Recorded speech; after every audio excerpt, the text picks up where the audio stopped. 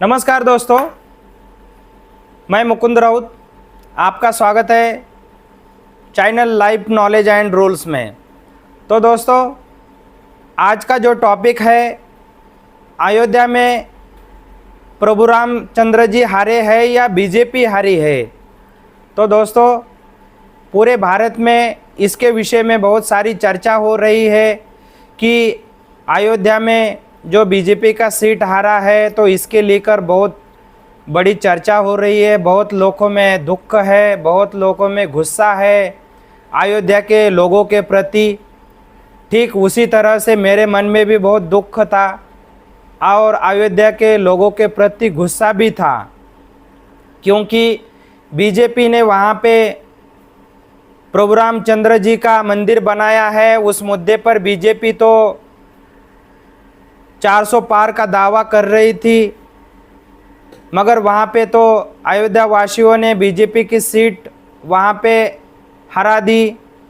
तो दोस्तों, इस बात को लेकर मेरे मन में भी बहुत दुख था, बहुत निराशा थी और मैंने इसके जड़ तक जाने की कोशिश की कि ऐसा क्यों हो गया, इतना बड़ा काम करके भी बीजेपी की सीट वहाँ पे क्यों हार गई। तो दोस्तों, जैसे ही मुझे पता चला कारणों का, तो फिर मैं टेंशन मुक्त हो गया। मेरा भी दुख दर्द कम हो गया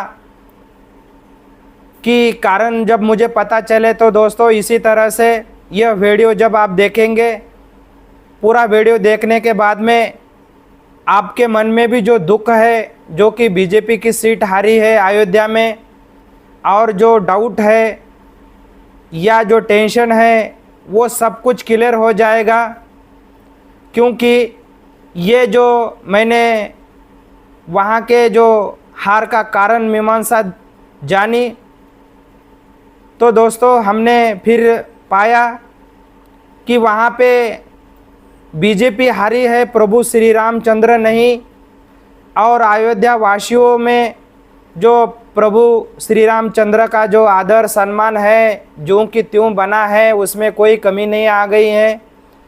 और अयोध्या वासी प्रभु रामचंद्र से बहुत प्यार करते हैं, सब कुछ उसी तरह से है, कोई चेंज नहीं हो गया। बीजेपी की सीट हार गई तो जैसे ही मैंने एक कारण ढूंढना शुरू कर दिया कि बीजेपी की सीट क्यों हार गई, वहाँ पे तो बहुत बड़ा काम किया बीजेपी ने, तो भारी मत से वहाँ की सीट आना चाहिए थी बीजेपी की, मगर हार गई।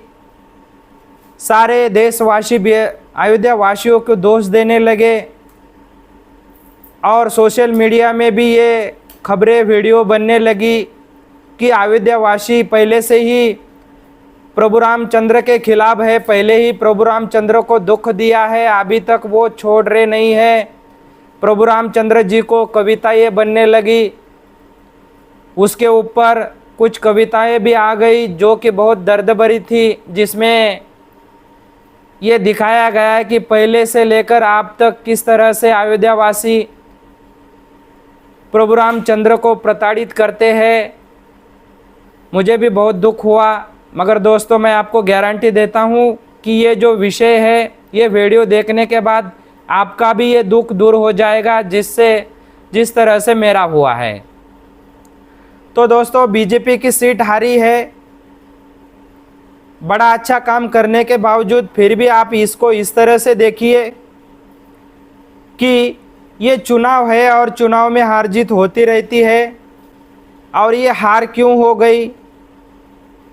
मुद्दा ये है कि प्रभु श्री रामचंद्र के प्रति अयोध्या वासियों के प्यार मान सम्मान में कोई कमी नहीं आ गई है, निरंतर बढ़ रही है।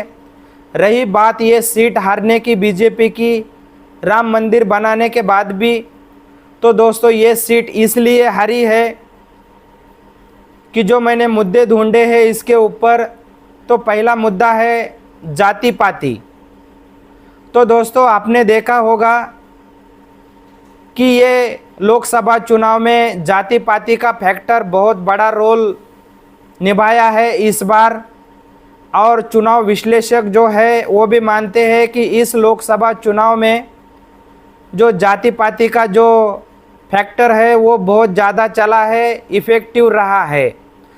तो अयोध्या की सीट हारने में पहला फैक्टर है जाति पाति का, दूसरा फैक्टर है अयोध्या में जो मंदिर बनाया गया, जो वहाँ पे डेवलपमेंट हो गई, वो डेवलपमेंट के काम में किसी का मकान चला गया, किसी का दुकान चला गया, किसी की खेती चली गई।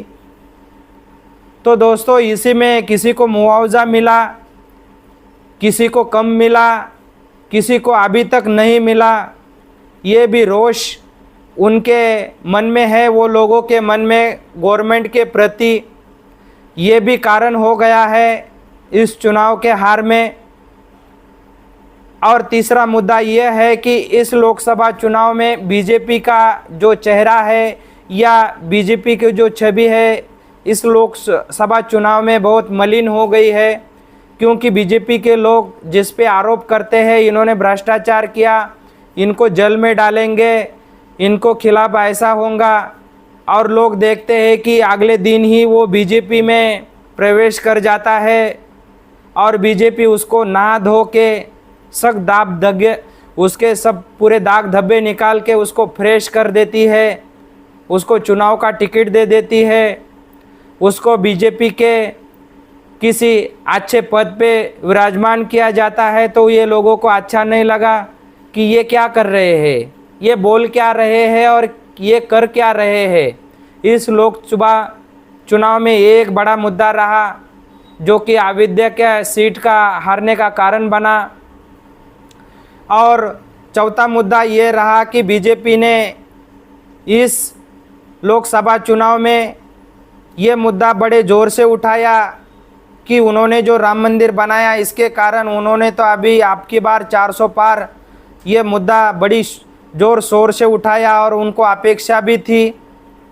मगर कुछ ऐसे फैक्टर बने जो विपक्ष ने मुद्दा उठाया, इनको 400 पार क्यों करना चाहिए, ये तो संविधान बदलने वाले हैं, या फिर बीजेपी के कुछ लोगों के मुंह से भी ये बात निकल गई संविधान बदलने की, तो विपक्ष ने उसको बहुत स्ट्रांगली लोगों के सामने इसको पेश किया। इनको 400 पार क्यों चाहिए, क्योंकि इनको संविधान बदलना है।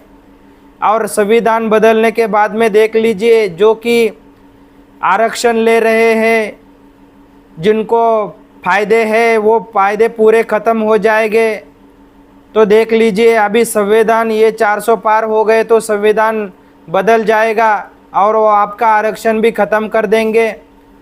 ये डर छोटी छोटी जाति पाति के लोगों में बैठ गया, तो इन्होंने सोचा है कि ये हमारा फ़ायदा, जो हमारा जो नुकसान है इससे तो अच्छा कि ये सीट गिर जाए। तो ये भी बड़ा मुद्दा रहा कि बीजेपी की सीट गिराने में इन्होंने क्या कर दिया कि इसका भी मुद्दा बना के बहुत ज़ोर शोर से, और इन्होंने बीजेपी वाले ने ये 400 पार के जोश होश हवास में घमंड में इनको ये पता भी नहीं चला कि जो हमारा 400 पार का जो हथियार है वो विपक्ष ने हमारी तरह ही किस तरह से मोड़ दिया है और इसका हमें क्या नुकसान हो जाएगा। और ये इनको कब पता चला, जब चुनाव के नतीजे आ गए तब इनको ये पता चला कि ये हथियार जो हमने डाला था तो ये हथियार ने भी हमारा बहुत बड़ा नुकसान कर दिया है।